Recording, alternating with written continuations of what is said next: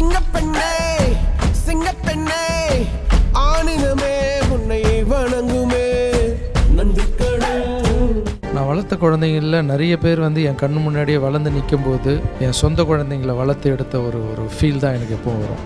அந்த எல்லா குழந்தைங்களையும் இந்த குழந்தையும் ஒரு குழந்தை. எனக்கு ஒரு லிஸ்ட்டில் பார்த்தீங்கன்னா பாப்பாவுடைய இது வந்தோடனே பார்த்தோடனே அப்துல் கலாம் ஐயா ரேஞ்சுக்கு வந்து ஒரு குழந்தை படிக்கணும்னு ஆசைப்படும் போது அதை நம்ம இந்த டைமில் பண்ணலாம் அப்படின்னு நினச்சி பண்ண விஷயம். பட் நான் கொடுத்தது 1,80,000 ரூபா தான். பட் இப்போ வந்து மரமாக வந்து நிற்கும் போது அவங்களுடைய உழைப்பு தான் அதில் அதிகமாக இருக்குது. ஸோ அவங்க உழைப்புக்கு நான் வந்து மரியாதை. இப்போது நான் கொடுத்து அவங்களுக்கு உதவி செஞ்சேன்னு சொல்கிறத விட அவங்க இங்கே உருவாகி வந்து இங்கே உட்காந்து எனக்கு மதிப்பு சேர்க்குறாங்க ஆக்சுவலி. கண்டிப்பா master. So thank you sister, thank you so much. இன்னும் நிறைய விஷயங்களை நீங்கள் வந்து அடையணும். நீங்களும் ஒரு அப்துல் கலாம் ஐயாவாக மாறி இந்த நாட்டுக்கு நிறைய சேவை பண்ணணும்னு அவனுங்கிற ராகவேந்திர சாமி. கண்டிப்பா அண்ணா. 2015ஆம் ஆண்டுன்னு நினைக்கிறேன். பாப்பா என்ன செஞ்சாங்கன்னா +2 முடிச்சிருக்காங்க.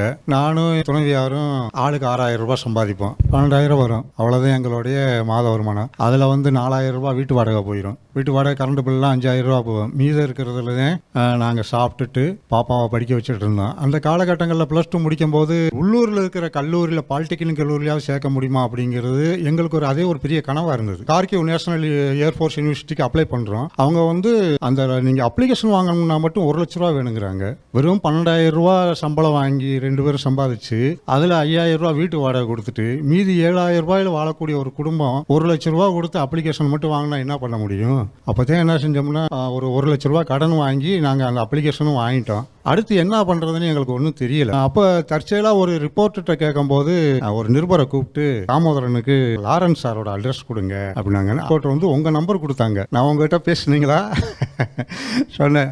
சொல்லிட்டு அப்புறம் அடுத்து போகிறேன். அங்கே பாலமுருகன் சார் இருக்காரு. அவர்கிட்ட பேசுகிறேன். என்ன லாரன்ஸ் சார் வந்து உங்கள் பாப்பா அப்ளிகேஷனாக எடிட்டர்கிட்ட பேசி வாங்கிட்டு போயிட்டார் வீட்டுக்கு அப்படின்னு. எனக்கு ரொம்ப பிரமிப்பாக இருந்துச்சு. எவ்வளோ பெரிய மனுஷன், அவ்வளோ எளிமையாக வந்து நம்ம பேசுறதுக்கு 2 நிமிஷம் நம்ம கூட பேசி அடுத்த உடனே போய் அங்கே போய் இந்த மாதிரி அப்துல் கலாம் படித்த படிப்பு ஒரு பாப்பா படிக்கிறாங்களாம்ல, அந்த அப்ளிகேஷனை கொடுங்க உதவி கேட்டாங்க அப்படின்னு வாங்கிட்டு போய் அந்த அரம்சை விரும்பு ஸ்கீமில் இது சம்மந்தமாக சர்ச் பண்ணி அடுத்தடுத்து பார்த்தீங்கன்னா சார் உடனே வந்து ஒரு 1,80,000 ரூபா அலாட் பண்ணிட்டாங்க. அந்த டயத்தில் எங்களுக்கு விமான செலவு கூட காசு கிடையாது. ரொம்ப சிரமப்பட்டுக்கிட்டோம். சார் வந்து எங்களுக்கு ஒரு பெரிய நம்பிக்கை வந்துருச்சு. அப்புறம் பார்த்தீங்கன்னா நிறையா பத்திரிகைகளில் நெட்டில் போடுவாங்க, இந்த பிள்ளைக்கு ஹெல்ப் பண்ணுங்க. முதல் வருஷம் முடிச்சுட்டு வந்துட்டாங்க. 2ஆம் வருஷம் தேவைக்கு எங்கள் அக்கௌண்ட்டில் 0. எடிட்டர் கண்ணன் சார் தான் நெட்வொர்க்கில் போட்டு விடுவாங்க. அது 50 ரூபாயிலிருந்து 100 ரூபாயிலிருந்து 500 ரூபாயிலிருந்து 1000 ரூபா வரைக்குமே வாசகர்கள் தங்களால் இயன்ற உதவி பண்ணாங்க. நாங்கள்லாம் தூங்கி ரொம்ப நாள் ஆச்சு. அப்படியே அதை வச்சு கொஞ்சமாக படிக்க வச்சு 4 வருஷம். ஆனால் உதவி கீர்த்தியாக பொறுத்தளவு என்னன்னு கேட்டிங்கன்னா, நாங்கள் சார் உதவி பண்ணுறாங்க, மக்கள் 50 ரூபாயிலிருந்து 100 ரூபா 1000 ரூபான்னு உதவி பண்ணாங்க.